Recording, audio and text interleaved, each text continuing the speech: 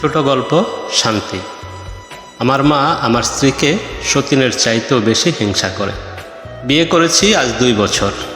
বিয়েটা নিজের পছন্দেই করেছি।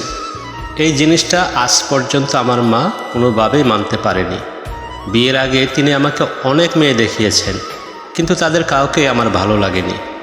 অতিরিক্ত বাচাল, গায়ে পড়া টাইপের মেয়ে আমার একদম পছন্দ না। কিন্তু আমার মায়ের ভাবনা, অতিরিক্ত বাচাল মেয়েরাই মনে হয় মিশুক আর ঘর আলো করে রাখে। মায়ের পছন্দ করা মেয়েকে বিয়ে না করে নিজের পছন্দের একজন সহজ সরল দিনদার মেয়ে বিয়ে করেছি। আর এটাই আমার মায়ের একদম পছন্দ হয়নি। ব্যাস এই একটা জেদ আর অহংকার থেকেই আমাদের সংসারে শুরু হয়েছে এক অশান্তির আগুন। আজ আমাদের বিয়ের 2 বছর পূর্ণ হলো। এই 2 বছর আমার জন্য কোনো রূপকথার গল্প ছিল না, বরং ছিল একটা তপ্ত বালুচরের উপর দিয়ে হেঁটে যাওয়ার মতো একটা দীর্ঘ পথ। লোকমুখে শুনেছি সতীনের সংসার নাকি নরক হয়। আমি সতীন দেখিনি, কিন্তু আমার মাকে দেখেছি।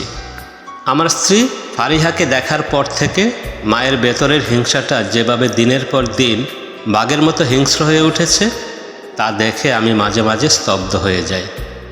আমার মা ফারিহার কোনো ভালো জিনিস তো দেখতেই পারেন না, উল্টো তার সহজ সরল স্বভাবটাকেই তার সবচেয়ে বড় অপরাধ বানিয়ে ফেলেছেন।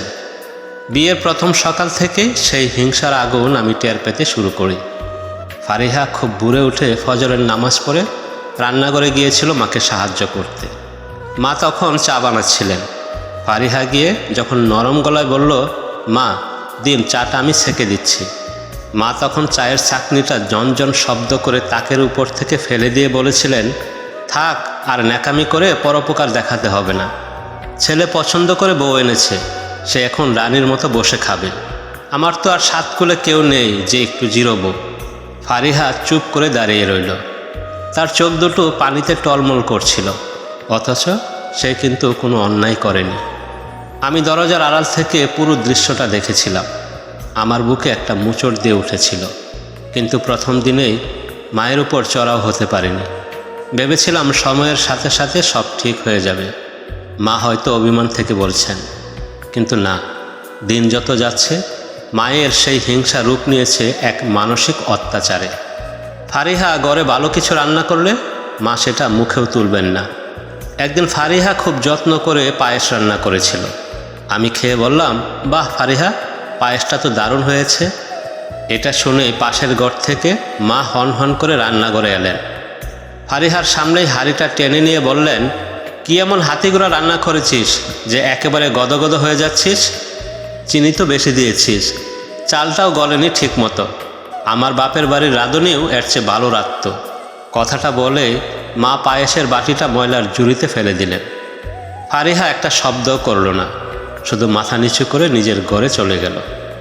সেদিন মাঝরাতে ফারিয়াকে ফুপিয়ে কাঁদতে দেখেছি। আমি তাকে জড়িয়ে ধরে সান্ত্বনা দেওয়ার চেষ্টা করেছি, কিন্তু আমার নিজের ভিতরেও তখন অপরাধবোধ কাজ করছিল। কেন আমি তাকে এই নরকে নিয়ে এলাম? ফারিহার অপরাধ, সে কেন বাচাল নয়?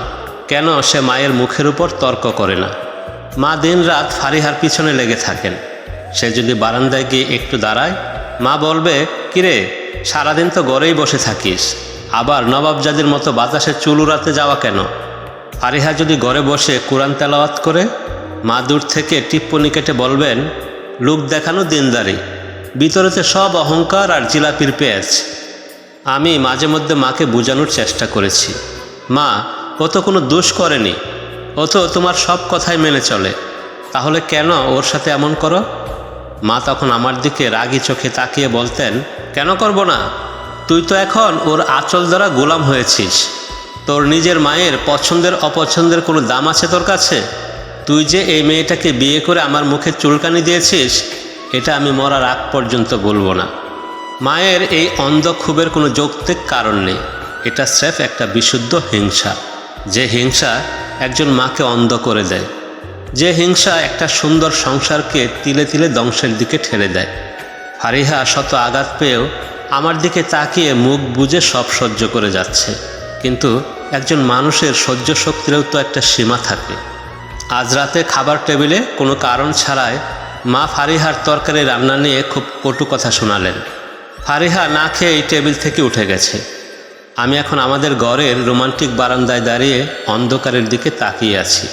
ফারিহা বিছানায় শুয়ে আছে, হয়তো নিঃশব্দে কাঁদছে। আমি বুঝতে পারছি না আমার নিজের পছন্দ করা এই সহজ সরল দিনদার মেয়েটাকে আমার মায়ের হিংসার হাত থেকে কিভাবে বাঁচাবো। আমাদের এই দাম্পত্য জীবনের ভবিষ্যৎ কোন দিকে যাচ্ছে। সকালে ঘুম থেকে উঠে ফারিহা বমি করে বাসিয়ে দিল।